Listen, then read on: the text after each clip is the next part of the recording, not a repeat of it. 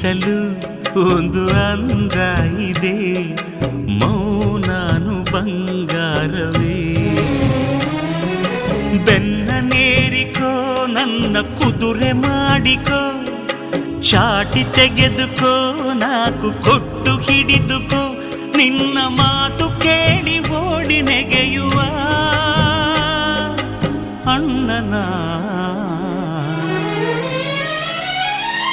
ಮನ್ನಿಸು ಇಲ್ಲವೇ ದಂಡಿಸು, ದಂಡಿಸು ಇಲ್ಲವೇ ಮನ್ನಿಸು.